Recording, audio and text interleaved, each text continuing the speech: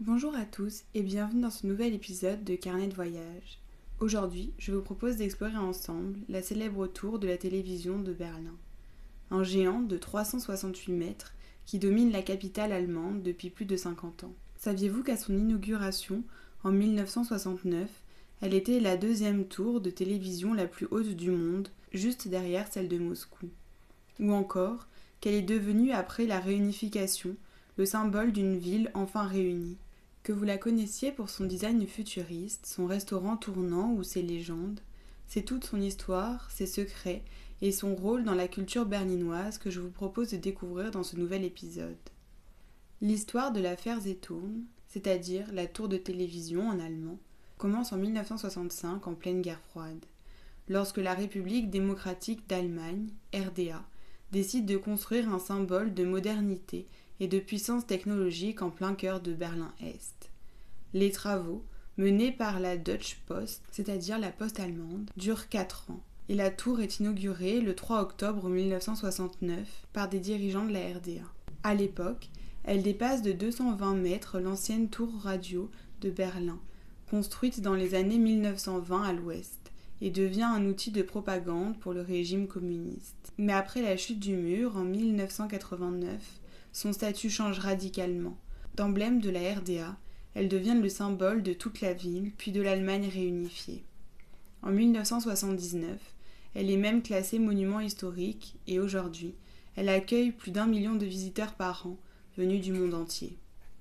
Imaginez, une tour de 368 mètres, avec une base en béton armé et une sphère en acier et en verre de 32 mètres de diamètre, perchée à 203 mètres de haut.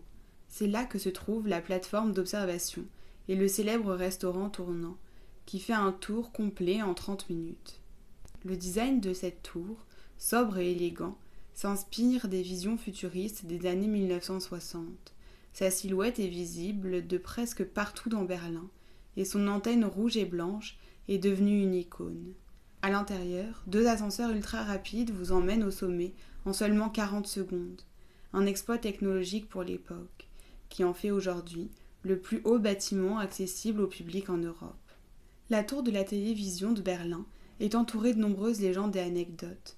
J'en ai sélectionné 5 qui, je l'espère, vous en apprendront un peu plus sur ce monument emblématique. La revanche du pape. Selon une légende urbaine, la sphère de la tour reflète la lumière du soleil de telle manière qu'une forme de croix lumineuse sur la ville, surtout visible depuis la cathédrale de Berlin. Les Berlinois l'ont surnommée la revanche du pape, une référence humoristique à la rivalité entre protestants et catholiques. La malédiction des ascenseurs. On raconte que pendant la construction, un ouvrier serait mort en tombant dans la cage d'ascenseur. Depuis, certains visiteurs affirment ressentir une présence étrange en montant, et les techniciens auraient pour habitude de saluer la tour avant chaque intervention. Le restaurant qui tourne même la nuit. Le restaurant tournant, situé à 207 mètres de haut, est le plus haut d'Europe. Saviez-vous qu'il continue de tourner même la nuit, pour éviter que les câbles ne se bloquent? Une rotation complète prend 30 minutes, offrant une vue à 360 degrés sur Berlin illuminé. La tour, star de cinéma. La tour de la télévision est apparue dans de nombreux films, et elle est souvent utilisée pour symboliser Berlin, au même titre que la porte de Brandebourg, dont je vous parlerai dans un futur épisode. Le 50 millionième visiteur. En 2011, le maire de Berlin a accueilli le 50 millionième visiteur de la tour, preuve de son succès ininterrompu depuis son ouverture. La tour de la télévision de Berlin est un symbole culturel majeur.